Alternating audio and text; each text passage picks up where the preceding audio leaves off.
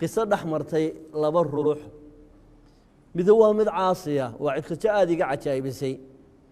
mid waa nin caasiya quraankana aad u yaqaan iyo gabadh cafiifada oo iyana quraanka aad u taqaan waxaad arkaysaa aayadda quraanka ilaahay odhanayo yudillu bihi man yashaa'u wa yahdi bihi man yashaa ninkanu aayado quraanu ku haasaawaya gabadha kula haasaawaya iyana aayado quraan ay ku difaacaysaa markii ugu horeysay waa nin faqiira ninkani gabadhan ayaa soo agmartay gabadhana waa gabadh aad iyo aad ilaahay u qurxiyey markaasuu ninkii la yaabay ilaahay gabadhan quruxdu siiyey markaasuu aayad quraana soo qaato wuxuu yidhi wazayannaaha linnaadiriin buu aqriyey waxaanu u qurxinay dadka daawanaya faqaalat markaase waxay ku tidhi waxafidnaaha min kulli shayطaanin rajiim shayطaan kastoo rajiima ilaahay waa ka ilaaliyey markaasuu yidhi bal hiya fitnatu walaakina akarahum laa yaclamuun imtixaan baa tahay dadka qaarkood ma garanayaane fitna adduunka lagu keenay markaasay ku tidhi waataquu fitnatan laa tusiibanna aladiina dalamuu minkum khaasa haddaad fitno ii dareemayso dee iska badbaadiyo iska ilaali markaasaa wuxuu haddana yidhi nuriidu an na'kula minha wataطma'ina quluubuna waxaan rabnaa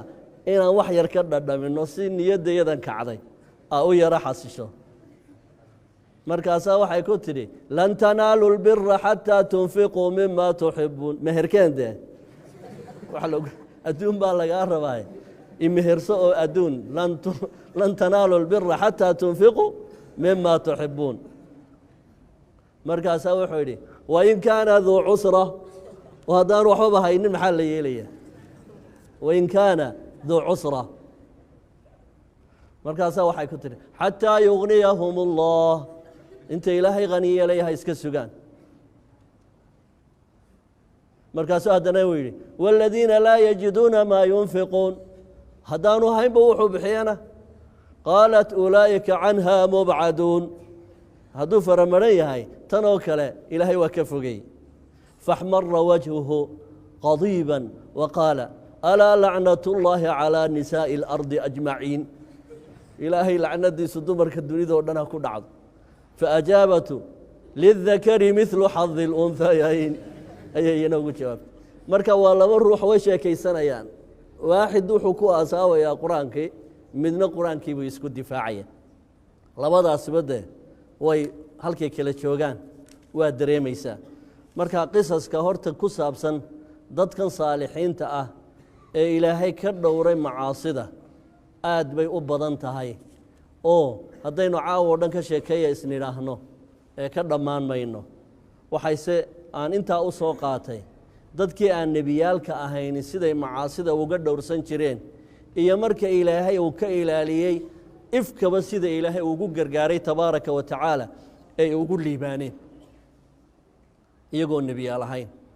maantana wakhtigan lagu jiro waa wakhti alfitna weliba zamankiinani dadka ku soo beegmee dhallinyaradii waa dad aad iyo aad u nasiib daran aad iyo aad u ayaan daran ilaa man raximahu اllah nin ilaahay u naxariistay mooyaane nin kalena ka badbaadi kari maayo oo waxay ka dhigan tahay ruux intaad biyo ku riday badweyn aad tidhiyay bar biyihii ku taabanin macquul meet badweyn buu ku dhex jiraa haddana waxaad maxaanku idhaha ku xujaysay bar biyihii ku taaban waxaan dhici karay